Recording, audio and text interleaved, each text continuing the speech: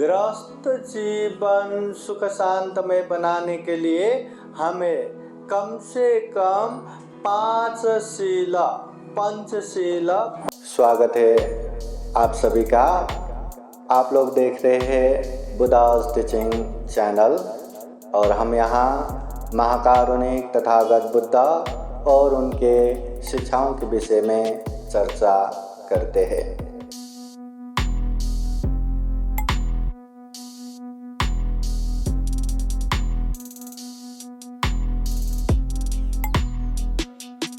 पुण्यं चे पुरुषो कैराते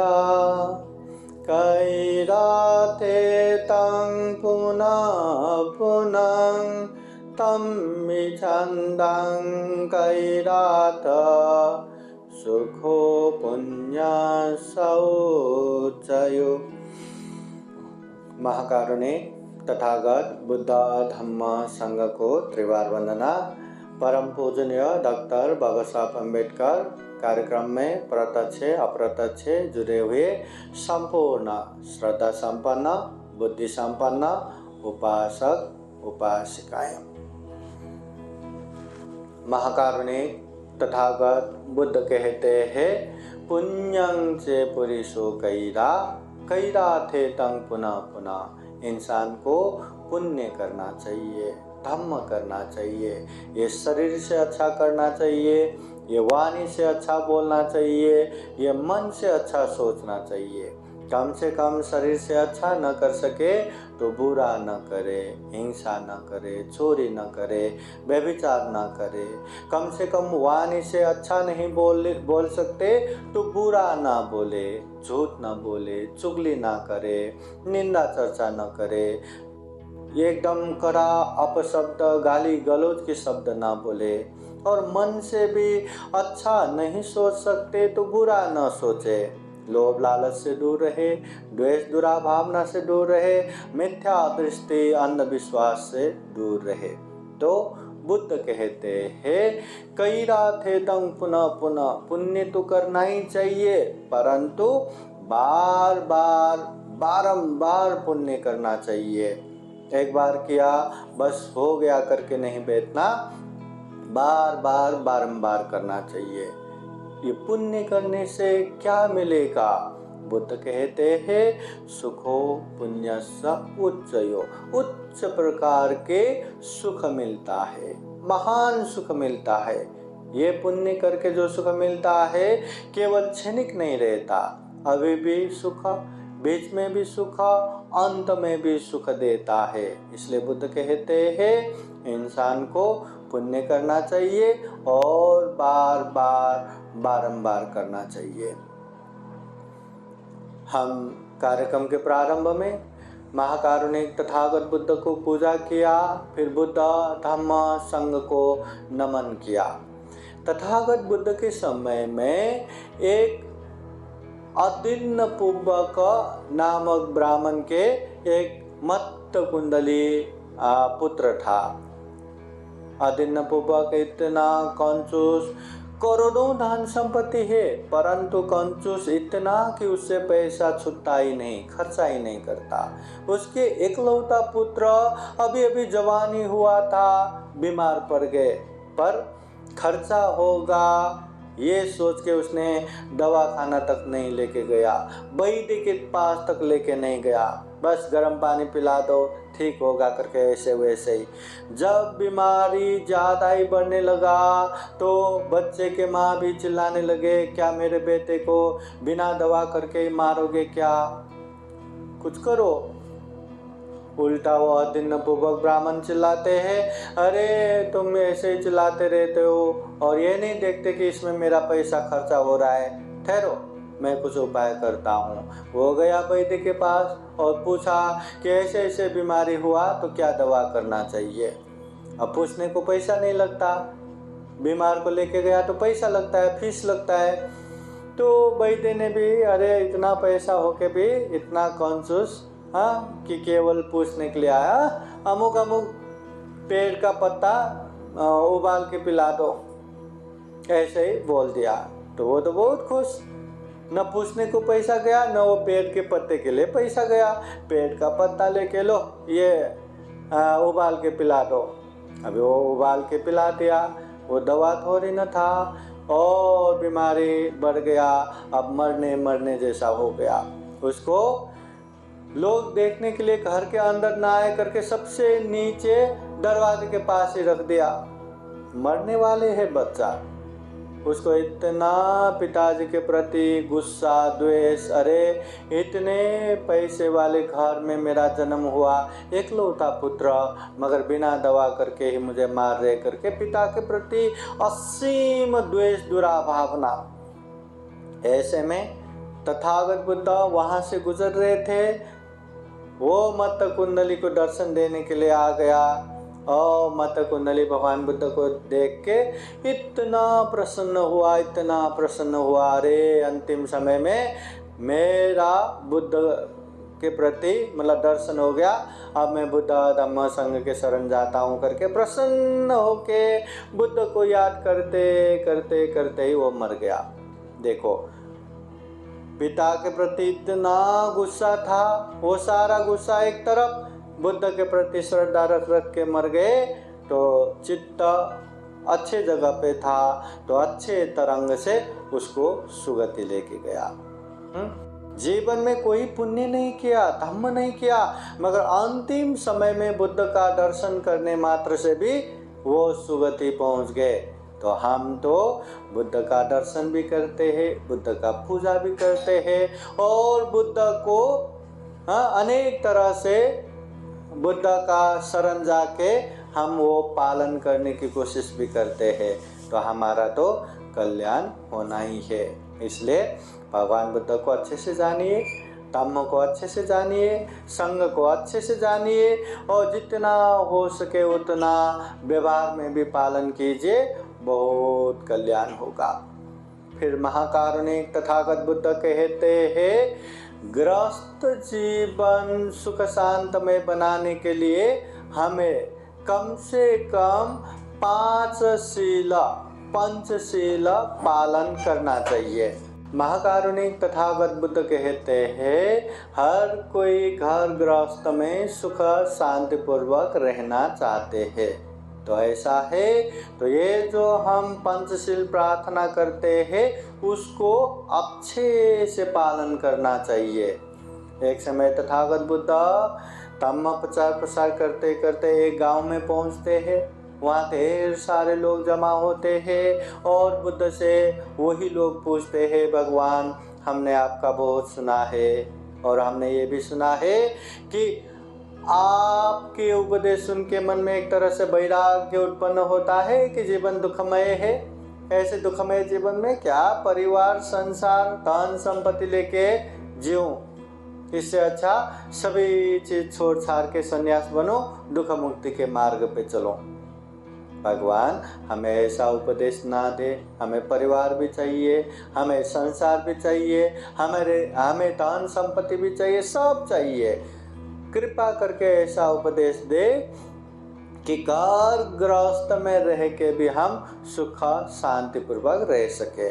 उस समय महाकारुणिक तथागत बुद्ध ठीक है कहते हुए यही पंचशील का ही उपदेश देते हैं। बुद्ध पूछते हैं, ये गांव में चोरी करने हिंसा करने वाले व्यक्ति है क्या? सब लोग कहते हैं ऐसे लोग बहुत है। बुद्ध पूछते हैं, हिंसा करने वाले व्यक्ति पसंद है क्या? सब लोग कहते हैं भगवान पसंद नहीं है। बुद्ध पूछते हैं, अगर हिंसा करने वाला व्यक्ति पसंद नहीं है तो आप लोग ऐसे काम करते हैं कि नहीं? हिंसा करते हैं कि नहीं? किसी को मारते हैं कि नहीं? तो सब लोग एक दूसरे का चेहरा देखते हैं और नीचे देख के बैठते हैं। तो बुद्ध कहते हैं, अत्तानं उपमं कत्वा, अपने आप को उदाहरण के रूप में रखो, न हनय न घातय, किसी को भी हिंसा मत करो, दुख मत दो। अपने आप को उदाहरण पे रखो। हाँ, हमें हिंसा करने वाले, दुख देने वाले लोग पसंद नहीं, तो हम ऐसे काम करेंगे तो हमें भी कोई पसंद नहीं करेगा। फिर तथागत बुद्ध पूछते हैं, इस गांव में चोरी करने वाला है क्या? भगवान बहुत है। काम मिथ्याचार व्यभिचार करने वाला है क्या? भगवान ऐसे लोग भी बहुत है। झूठ बोलने वाला है क्या? भगवान झूठ बोलने वाले भी है। नशा पता सेवन करने वाला है क्या? भगवान ऐसे लोग भी बहुत है। भगवान बुद्ध कहते हैं ऐसे लोग पसंद है नहीं। अगर हमें पसंद नहीं तो हमें भी ऐसे काम नहीं करना चाहिए। चोरी मत करो, व्यभिचार मत करो, झूठ मत बोलो, नशा पता सेवन मत करो। बुद्ध कहते हैं अगर जीवन में ये 5 शील भी अच्छे से पालन किया तो घर गृहस्थ में रह के भी, परिवार समाज में रह के भी सुख शांति पूर्वक रह सकते हैं। तो उसके लिए क्या करना है? ये 5 शील को अच्छे से पालन करना है। हिंसा नहीं करना, चोरी नहीं करना, व्यभिचार नहीं करना, झूठ नहीं बोलना, नशा पता सेवन नहीं करना। ये महाकारुणिक तथागत बुद्ध के उपदेश है। और एक प्रसंग आप लोगों को बताता हूँ। तथागत बुद्ध के समय में 500 भिक्षु भगवान बुद्ध से कर्म स्थान भावना विधि या दुख से दुख मुक्ति तक का मार्ग जान के बुद्ध से अनुमति लेते हैं। भगवान हम दूर गांव में जाके वर्षावास रह के ध्यान करना चाहता हूँ। बुद्ध कहते हैं ठीक है जाओ। 500 भिक्षु दूर गांव में जाते हैं। ऐसे एक गांव जिसके नज़दीक जंगल जैसा, वहाँ पेड़ के नीचे ध्यान भी कर सकते हैं और भिक्षाटन के लिए गांव भी है। चलो ये गांव ठीक है करके वो लोग वहीं बैठते हैं। जब वो भिक्षुगण अभी पेड़ के नीचे ध्यान करने लगे तो वृक्ष में रहने वाले जो वृक्ष देवता वो शील के प्रताप से ऊपर नहीं बैठ सके तो नीचे नीचे ही बैठना पड़ा। उन लोगों को लगा अब कुछ समय रहेंगे चले जाएंगे, मगर 1 दिन हुआ, 2 दिन हुआ, 3 दिन हुआ, वापस ही नहीं गए। तो वृक्ष देवताओं को लगा अरे ये भिक्षुगण अभी जल्दी नहीं जाएंगे और इतना समय तक हम नीचे बैठ के दुख कष्ट तो नहीं झेल सकते, तो क्या करेंगे? चलो अभी सारे भिक्षुओं को यहाँ से भगाएंगे। अब कैसे भगाना? तो अनेक तरह से उन लोगों ने डरावना रूप दिखाने लगा। कोई तो डरावना एकदम आवाज़ निकालने लगा, कोई तो तेज गंध फैलाने लगा। अभी ध्यान बैठ रहे भिक्षुओं को ऐसे आवाज़ आने से, ऐसे गंध आने से आंखें खोल के देखते तो इतना डरावना दृश्य देखने से ध्यान भी नहीं बैठ पा रहे। मन बेचैनी हो गया, मन में डर हो गया तो ध्यान ही नहीं कर पा रहे। तो सारे भिक्षुगण जब जमा होके कैसे ध्यान चल रहा है ऐसे बात कर रहे तो सभी जन हमें ऐसा दिखाई दे रहा है, हमें ऐसा सुनाई दे रहा है, हमें ऐसा गंध आ रहे, ऐसे ऐसे बात हो गया। तो जो ज्येष्ठ बनते मुझे भी कहीं कुछ दिनों से ऐसा ही हो रहा है, तो अब क्या करें? तो यहाँ तो हम नहीं बैठ सकते, ये तो बहुत डरावना जगह है, हमें वापस जाना चाहिए। ठीक है। 500 भिक्षु वहाँ से वापस गए। भगवान बुद्ध के पास जाके वर्णना करते हैं तो भगवान बुद्ध पूछते हैं भिक्षुओं क्या हुआ, सब ठीक तो है ना? ऐसे समय के बीच में, मतलब समय न होते ही ऐसे बीच में ही कैसे आ गए? तो भिक्षुगण कहते भगवान हम जिस जगह पे ध्यान करने के लिए बैठे थे वो इतना डरावना, ऐसे ऐसे रूप दिखाई देता था, ऐसे ऐसे गंध आता था, ऐसे ऐसे डरावना शब्द आता था, हम वो जगह छोड़ के आ गए। तो भगवान बुद्ध ध्यान करके देखते हैं जगह तो अच्छा है, पर वो जो मार आया वो मार को भगाया तो ये भिक्षुओं को ध्यान करने के लिए उससे अच्छे जगह दूसरा नहीं मिलेगा। तो भगवान बुद्ध कहते हैं भिक्षुगण आप लोग वहीं जाके ध्यान करो, वो बहुत अच्छा है। सारे भिक्षुगण कहते भगवान हम वो जगह नहीं जा सकते, बहुत डरावना है। भगवान बुद्ध कहते हैं डरो मत, मैं आप लोगों को एक परित्राण सिखा के भेजता हूँ। ये परित्राण पाठ सुबह शाम करो, जब जंगल में जाते तब भी करो, कोई भी ये विघ्न बाधा नहीं आएगा।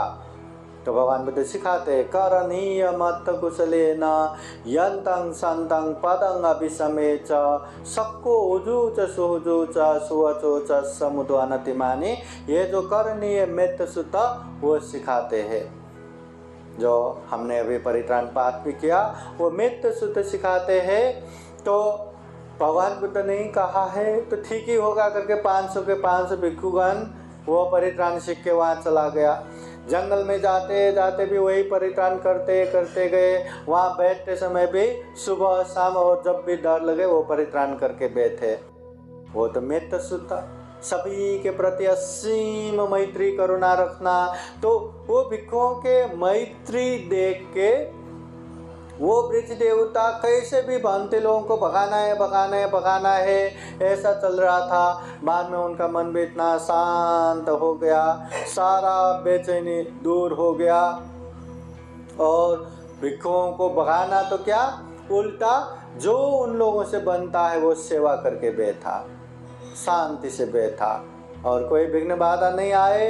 तो भिक्षुओं का ध्यान भी बहुत अच्छे से हो गया और ध्यान करते करते करते करते सारे विकारों को निकालते निकालते निकालते निकालते सारा क्लेश को खत्म करते करते सभी दुखों से मुक्त अनंत भी हो गया, निर्वाण भी प्राप्त हो गया, जीवन सफल हो गया, जीवन धन्य धन्य हो गया। तो ये है मैत्री सूत्र का प्रभाव। इस तरह तथागत बुद्ध ने अनेक समय में अनेक अनेक प्रभावकारी परित्राण पाठ का देशना दिया है। तो वही परित्राण पाठ हम आशीर्वाद के रूप में सुनते हैं। तो ये भी बहुत बड़ा पुण्य है। मगर एक बात यह है कि जीवन में कभी भी केवल आशीर्वाद प्राप्त करने से हमारा कल्याण नहीं होगा। हमें आशीर्वाद भी चाहिए, मेहनत भी चाहिए। कोई व्यक्ति सिर्फ मेहनत ही करता है, मेहनत ही करता है, मेहनत ही करता है, गधे की तरह मेहनत ही करते रहेंगे पर सही आशीर्वाद नहीं मिला तो उसका मेहनत फलीपाप भी नहीं होता। और कोई व्यक्ति आशीर्वाद ही लेंगे, आशीर्वाद ही लेंगे, आशीर्वाद ही लेंगे, बस हमें आशीर्वाद है ना, और मेहनत कुछ भी नहीं करेंगे तो उसको भी कुछ भी फलीभाव नहीं होता। तो हमें सही रूप से मेहनत भी करना है और सही आशीर्वाद भी प्राप्त करना है। ये आशीर्वाद, ये ब्लेसिंग से हमारा मन बहुत कॉन्फिडेंट होता है, बहुत ऊर्जामय होता है और कुछ भी करेंगे तो खूब अच्छे से कर पाते। पढ़ने वाले खूब अच्छे से पढ़ना, काम करने वाले खूब अच्छे से काम करना, ध्यान करने वाले खूब अच्छे से ध्यान देना, हर चीज़ में अच्छा कर पाते हैं। इसलिए आशीर्वाद भी चाहिए, मेहनत भी चाहिए। सिर्फ मेहनत करके सफल होगा या सिर्फ आशीर्वाद लेके सफल होगा ऐसा नहीं होता। दोनों साथ ही साथ में रहा तो बहुत अच्छा प्रभाव होता है, फलीभाव होता है। तो उपासक उपासिका हमें भी जीवन में बुद्ध धम्म संघ का आशीर्वाद भी लेना है और बुद्ध का अनुसरण, धम्म का अनुसरण, संघ का अनुसरण करते हुए मेहनत भी करना है, परिश्रम भी करना है और धम्म को आचरण व्यवहार में पालन भी करना है। दोनों साथ साथ में चलेंगे तो खूब कल्याण होगा। नहीं तो हम ऐसे आशीर्वाद नहीं लेंगे, मैं ध्यान तो कर रहा हूँ ना, हाँ मैं ये ग्रंथ तो पढ़ रहा हूँ ना। आशीर्वाद भी लगता है, मेहनत भी लगता है, ये ध्यान में रखिए। तो हम यही कामना करते हैं, हम भी महाकारुणिक तथागत बुद्ध के धम्म को खूब अच्छे से जाने, पालन करें और व्यवहार में खूब अच्छे से आचरण करते हुए दुख मुक्त निर्वाण की तरफ निरंतर आगे बढ़ सके, ऐसी कामना करते हुए ये धम्म देशना यहीं समापन करते हैं। सबका मंगल हो, सबका कल्याण हो। भवतु सबका मंगलं। साधु साधु साधु। बुद्धं नमामि। आवाज आवाज। बुद्धं नमामि, धम्मं नमामि, संघं नमामि। सबका मंगल हो, सबका कल्याण हो, सुखी हो, सुखी हो, सुखी हो। साधु साधु साधु। बुद्धं नमामि, बुद्ध को नमन करता हूँ। धम्मं नमामि, धम्म को नमन करता हूँ। संघं नमामि, संघ को नमन करता हूँ।